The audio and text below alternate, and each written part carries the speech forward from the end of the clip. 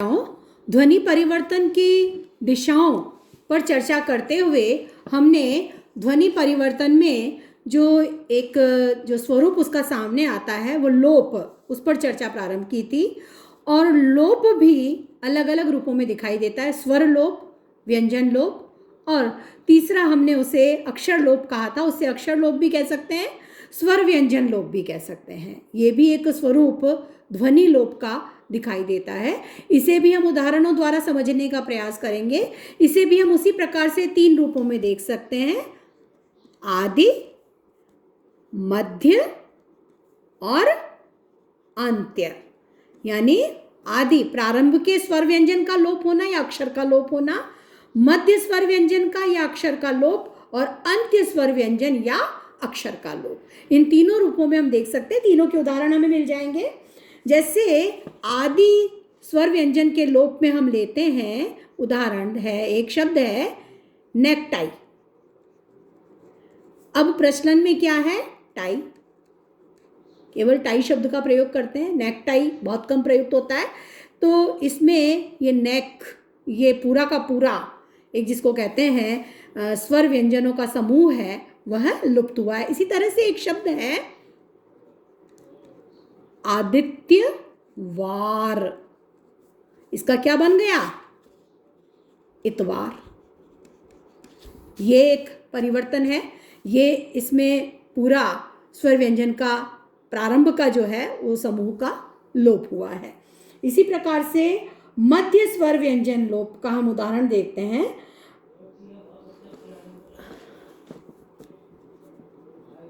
अग्रहायण शब्द था जिसका बना अगहन। अग्रहायण का अगहन। तो इसमें मध्य में जो स्वर व्यंजन है उनका लोप हुआ है। य का भी लोप हो गया, यहाँ पे आ का भी लोप हो गया, ह रह गया, और यहाँ पे र का भी लोप हो गया। अग्रहायण के स्थान पर अगहन शब्द बन गया। इसी प्रकार से भंडागार शब्द का बन गया भंडार।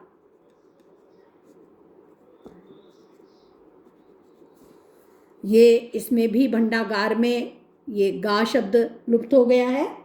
गा ये स्वर व्यंजन का संयोग है यहाँ पर भी, ठीक है, इसलिए इसको अक्षर भी कह सकते हैं। तो भंडागार के स्थान पर बन गया भंडार। इसी प्रकार से और मैं उदाहरण देती हूँ।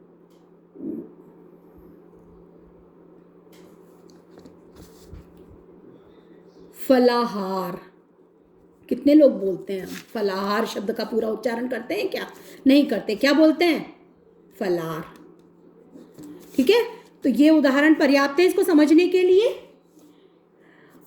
अंत्य स्वर व्यंजन लोप, अंत का, माता का बन गया मां। ये अंत में पूरा त स्वर व्यंजन दोनों है, इसमें इसका लोप हो गया और ये अनुनासिक हो गया। ठीक है, तो माता से मां। इसी प्रकार से और उदाहरण है विज्ञप्तिका। विज्ञप्तिका का बन गया विनती। देखिए कितना परिवर्तन आया है इसमें। तो नीलमणि, नीलमणि का क्या बना? नीलम। ये ना पूरा लुप्त हुआ है। और निम्बुक, निम्बुक का क्या बन गया? नींबू।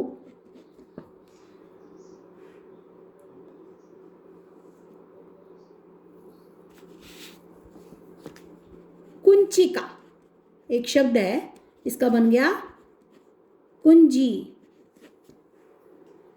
तो ये इस प्रकार से उदाहरण है। उष्ट, उष्ट्र का बन गया ऊंट।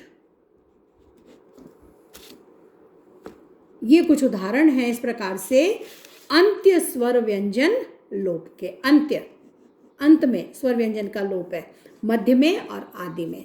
तो ये स्वर व्यंजन का एक साथ लोप होता है। उसके भी 3 रूप हम देख पाते हैं। एक और इसमें आ जाएगा लोप में ही, समध्वनि लोप, यानी स्वर लोप, व्यंजन लोप, स्वर व्यंजन लोप और समध्वनि लोप। ठीक है, तो क्या होता है कई बार कि जब दो ध्वनियां एक समान आती हैं तो एक लुप्त हो जाती है किसी किसी शब्द में। उदाहरणों से हम इसको समझेंगे। जैसे एक सी ध्वनि या ध्वनि समूह दो बार एक साथ आ जाते हैं तो एक लुप्त हो जाता है। एक स्थान पर दो ध्वनियों का उच्चारण एक साथ करना असुविधाजनक होता है। तो प्रायः ऐसा होता है, जैसे स्वर्ग गंगा। ठीक है, क्या बन गया? स्वर गंगा। स्वर्ग गंगा कहाँ बोलते हैं? स्वर गंगा बोलते हैं सब। ठीक है, और इसी प्रकार से खरीददार, क्या बोलते हैं? खरीदार। आप ये सारे शब्द देखेंगे जो मैं उदाहरण लिख रही हूं, आपके आसपास है, प्रयुक्त होते हैं, प्रचलित हैं। नाक कटा, क्या हो गया? नकटा। ये एक का तो लुप्त हुआ ही सी, दूसरा भी आधा रह गया, स्वर निकल गया उसका, तो नकटा हो गया। नाक कटा कोई नहीं बोलता, क्योंकि एक से जब इस प्रकार से एक सी ध्वनियाँ एक साथ दो बार उच्चारित करनी होती है तो प्रायः ऐसा होता है। इसी प्रकार से एक बहुत प्रचलित शब्द है, और ले लेते हैं एक उदाहरण, मानस सरोवर। प्रचलन में क्या है? मान सरोवर। मानस सरोवर कहाँ बोलते हैं हम लोग? मान सरोवर। यही प्रचलन में है और हमें सही भी यही लगता है। हमें नहीं लगता कि ये शब्द कहीं गलत है। तो ये जो कुछ उदाहरण हैं, इनसे ये बात स्पष्ट हो जाती है अच्छी तरह से। तो ये लोप, जो ध्वनि परिवर्तन की दिशाएं हम कर रहे हैं, उसमें पहला हमने लिया था लोप। उस लोप के हमने ये अलग अलग भाग देखे, स्वर लोप, व्यंजन लोप, फिर स्वर व्यंजन लोप और समध्वनि लोप। ये 4 रूपों में दिखाई देता है, और इनके भी जितने भी भेद हो सकते हैं, उन भेदों को भी हमने उदाहरण के साथ में अच्छी तरह से समझ लिया है।